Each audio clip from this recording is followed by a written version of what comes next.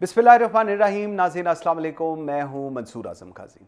आज का नाज़रीन ये वीलॉग पाकिस्तान की नस्ल के लिए, नई नस्ल के लिए, पाकिस्तान के माँ बाप के लिए है, उन तमाम लोगों के लिए है जो अपने बच्चों की एक बेहतर मुस्तकबिल की बात करते हैं, उनको अच्छा देखना चाहते हैं, उनको अच्छी पोजीशंस पे देखना चाहते हैं। पाकिस्तान में CSS, सेंट्रल सुपीरियर सर्विसेज को हमेशा मुल्क का सबसे बावकार, बाअसर, मुश्किल तरीन मुकाबले का इम्तिहान समझा जाता रहा है। यही वो रास्ता था जिसके ज़रिए मुल्क की बेहतरीन जहानतें Pakistan administrative service, Pakistan police service of Pakistan, foreign service, income tax, customs और दीगर अहम रियासती इदारों का हिस्सा बनती थी। एक वक्त था जब लाखों नौजवानों का ख्वाब सिर्फ एक था, CSS करके ग्रेड 17 का अफसर बनना। लेकिन आज फेडरल पब्लिक सर्विस कमीशन, मैं नहीं कह रहा, FPSC के अपने सरकारी आदादो शुमार एक ऐसी हकीकत की निशानदही कर रहे हैं जिसे नज़रअंदाज करना रियासत पाकिस्तान के लिए ख़तरनाक है। गुज़िश्ता 4 बरसों में, पिछले 4 सालों में CSS के लिए रजिस्ट्रेशन में तकरीबन 48% कमी आ चुकी है। 2022 में 35,000 कुछ उम्मीदवारों ने रजिस्ट्रेशन कराई, जबकि 2025 में यह तादाद कम होकर 18,139 हो गई। सिर्फ रजिस्ट्रेशन ही नहीं, इम्तिहान देने वालों की तादाद 20,262 से कम होकर 12,792 रह गई। नाज़रीन, ये सिर्फ अदाद शुमार नहीं, ये एक सवाल है, आखिर पाकिस्तान का नौजवान रियासती निज़ाम से दूर क्यों हो रहा है? दिलचस्प बात यह है कि मुकाबला आज भी उतना ही सख्त है। 2025 में तकरीबन 18,000 रजिस्टर्ड उम्मीदवारों में से सिर्फ 170 उम्मीदवार जो थे वही सर्विसेज के लिए मुंतखब हुए, यानी कामयाबी की शरह 1% से भी कम है। लेकिन असल तशवीश कामयाबी या नाकामी नहीं है, असल तशवीश ये है कि अब नौजवान इस दरवाजे तक आना ही कम क्यों हो गए।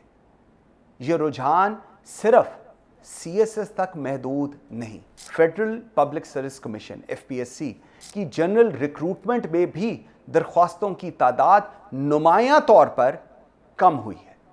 2025 में वफाकी मुलाजमतों के लिए 4,36,757 रजिस्ट्रेशंस हुई, जबकि 2025 में यह तादाद कम होकर 1,96,193 रह गई। इम्तिहान देने वालों की तादाद भी तकरीबन 2 लाख से कम होकर 80,633 रह गई। यह सवाल सिर्फ आज की हुकूमत के लिए नहीं है, यह सवाल रियासतों के लिए है, यह पूरी रियासत के लिए लम्हा फिक्रिया है। क्योंकि जब किसी मुल्क की बेहतरीन नस्ल जो कि नौजवान होती है,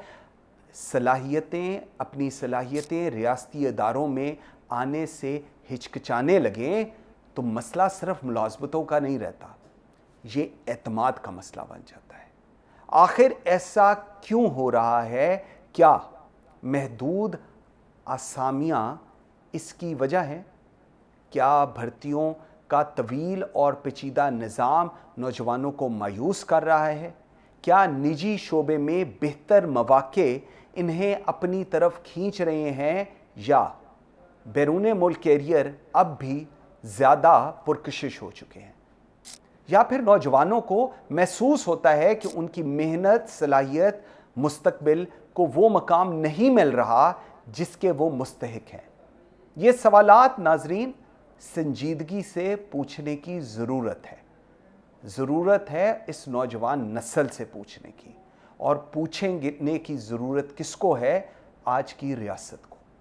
क्योंकि रियासतें सिर्फ इंफ्रास्ट्रक्चर, मेट्रो, मोटरवेज़ या बुलंद इमारतों से मजबूत नहीं होती। रियासतें उस वक्त मजबूत होती हैं जब उनके ज़हीन तरीन नौजवान अपनी सलाहियतें उसी रियासत के निज़ाम को मज़ीद मजबूत बनाने के लिए वक्फ करना चाहें। अगर नौजवानों का एतमाद रियासती इदारों से उठने लगा اگر وہ سول سروس کو اپنے مستقبل کی پہلی ترجیح سمجھنا چھوڑ گئے ہیں، اگر بہترین دماغ نجی شعبے یا بیرون ملک منتقل ہو رہے ہیں، تو اس کا نقصان کسی ایک حکومت کو نہیں ہوگا، پوری ریاست کو ہوگا۔ اس لیے یہ وقت الزام تراشی کا نہیں ہے، یہ وقت خود احتسابی کا ہے۔